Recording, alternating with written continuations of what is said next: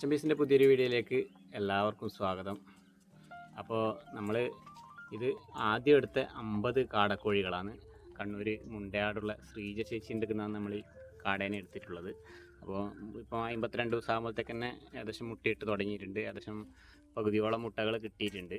അപ്പോൾ നമുക്കിപ്പം ആവശ്യക്കാർ കൂടുതലുള്ളത് കാരണം നമ്മൾ കുറച്ചും കൂടി കൂടുതലാക്കേണ്ട ഒരു പരിപാടിയിലാണുള്ളത്.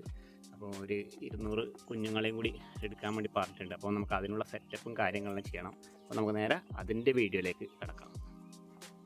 കറക്റ്റായിട്ട് തീറ്റയും വെള്ളവും വെളിച്ചവും എല്ലാം കൊടുക്കുകയാണെങ്കിൽ കറക്റ്റ് 49ാമത്തെ ദിവസം തന്നെ കാട എഗ് ചെയ്ത് തുടങ്ങും. പിന്നെ നമ്മൾ ഇപ്രാവശ്യം എടുക്കുന്നത് ചെറിയ കുഞ്ഞുങ്ങളാണ്, ഒരു ദിവസം പ്രായമുള്ള കുഞ്ഞുങ്ങളാണ്. അതുകൊണ്ട് തന്നെ ഇതേപോലെയുള്ള ബ്രൂഡർ സെറ്റപ്പ് ചെയ്തിട്ട് അതിൻ്റെ അകത്തേക്ക് കുഞ്ഞുങ്ങളെ ഏകദേശം 2 ആഴ്ചയോളം ചൂട് കൊടുക്കണം.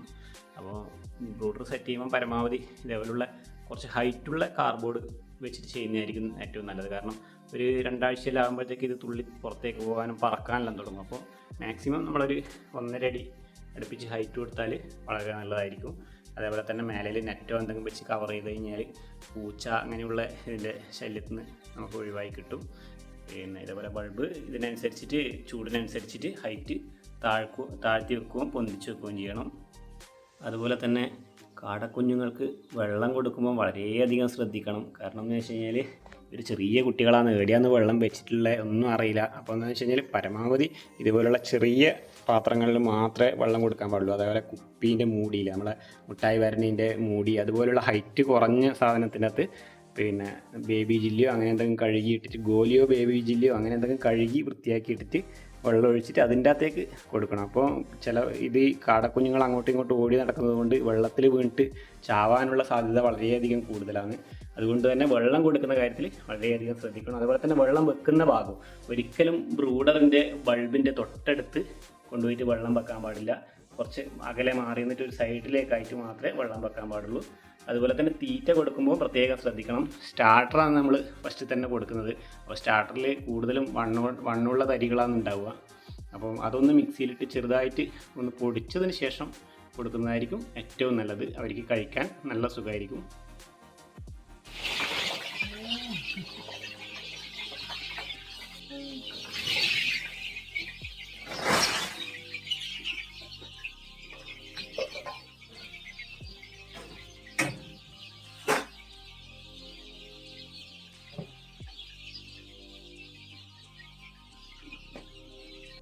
അപ്പോൾ നമ്മൾ ശ്രീജേച്ചിൻ്റെ അടുക്ക കാടേൻ്റെ കുഞ്ഞുങ്ങളെ എടുക്കാൻ വേണ്ടി വന്നതാണ്. ഇവിടെ ഒരുപാട് മുട്ടക്കോഴികളുണ്ട്,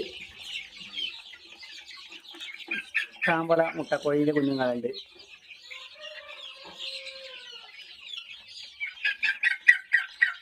ഞാൻ കഴിഞ്ഞ വീഡിയോയിൽ പറഞ്ഞിരുന്നു ശ്രീജേച്ചിൻ്റെ അടുക്ക ഡോഗിനെ ബോർഡിങ്ങിലാക്കുന്നൊരു പരിപാടി ഉണ്ടെന്ന്. അപ്പോൾ കറക്റ്റ് സമയത്ത് തന്നെ ഒരാൾ ഡോഗിനെയും കൊണ്ട് വന്നിട്ടുണ്ട്. അവർക്ക് 2-3 ദിവസത്തേക്ക് പുറത്തേടിയോ പോകാനുള്ളത് കൊണ്ട് അവർ അവിടെ ആക്കാൻ വേണ്ടി വന്നതാണ്.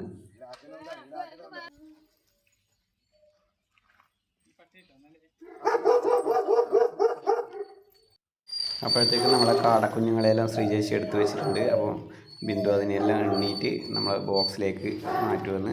90 കുഞ്ഞുങ്ങളെയാണ് നമുക്ക് കിട്ടിയിട്ടുള്ളത്. അപ്പോൾ അതിനെല്ലാം എണ്ണീറ്റ് നമ്മൾ ബോക്സിലേക്ക് ആക്കിയിട്ട് വീട്ടിലേക്ക് എടുക്കേണ്ട പരിപാടിയാണ്.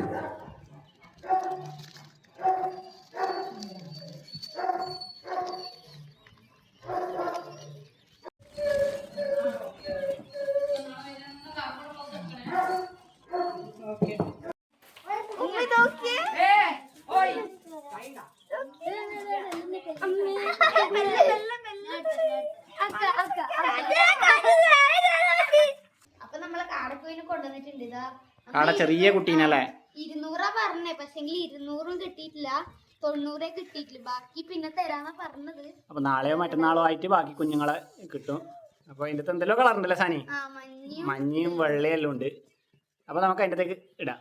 നമ്മളത് ഇവിടെ എല്ലാം സെറ്റാക്കി വെച്ചിട്ടുണ്ട്, ബൾബെല്ലാം സെറ്റാക്കിയിട്ടുണ്ട് ചൂടാക്കാൻ വേണ്ടിയിട്ട്.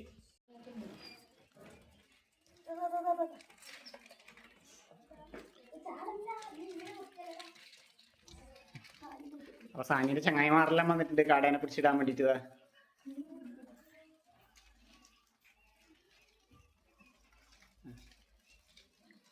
അപ്പം നമ്മൾ 200 കുഞ്ഞുങ്ങളെ ഇടാൻ വേണ്ടിയിട്ടാണ് നമ്മൾ കുറച്ച് വലിപ്പത്തിൽ ഈ ബ്രൂഡറിൻ്റെ സെറ്റ് ആക്കിയത്. പക്ഷേ ഇതിനിപ്പോൾ കുറച്ച് ചുരുക്കണം, 90 ആയതുകൊണ്ട് അപ്പോൾ തൽക്കാലത്തേക്ക് ഇന്ന് കുറച്ച് ചുരുക്കി വെക്കും, നാളെ ബാക്കിയുള്ളതും കൂടി കൊണ്ടുവന്നിട്ടാകുമ്പോൾ എല്ലാറ്റിനും ഇങ്ങനെ വിടും.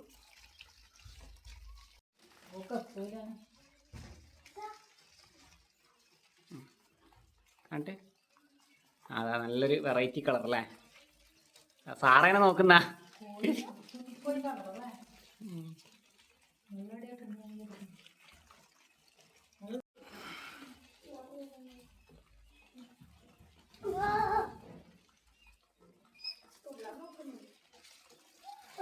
എല്ലാരും ഓടി നടക്കുന്നുണ്ട്. പിന്നെ ഇതില്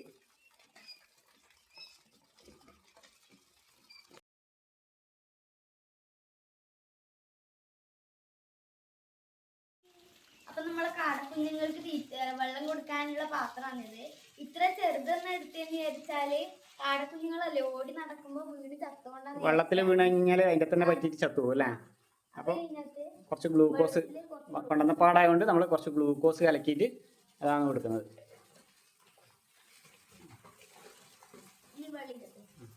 ഒരുപാട് ഓവറായിട്ട് വേണ്ട, ആ ജില്ലിക്കല്ല് മുങ്ങി നിൽക്കുന്ന ഒരു വിധത്തിൽ വെച്ച് കുറച്ചും കൂടി എല്ലാവിടെ വെച്ചിട്ട് വെച്ചാൽ മതി.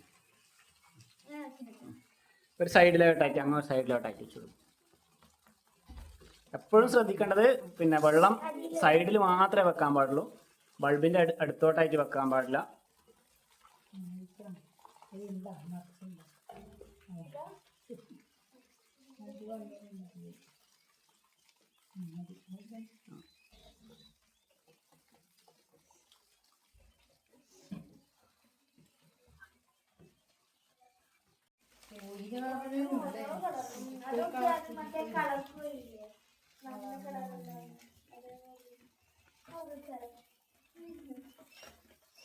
അപ്പൊ നമ്മൾ കാടക്കുഞ്ഞുങ്ങൾക്ക് തീറ്റ കൊടുക്കാൻ ഞാൻ കോഴിക്ക് കൊടുക്കുന്ന സ്റ്റാർട്ടറാണ് എടുത്തത്.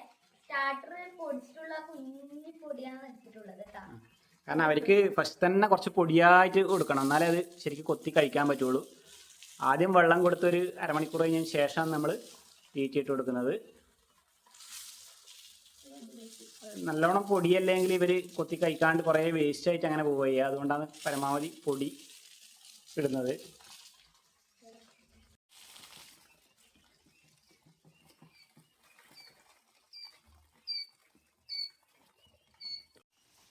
അപ്പം നമ്മളെ കാടക്കുഞ്ഞുങ്ങളുടെ ഈ വീഡിയോ ഇവിടെ അവസാനിക്കുകയാണ്. പുതിയ വീഡിയോ വരുന്നത് എല്ലാവർക്കും ബൈ.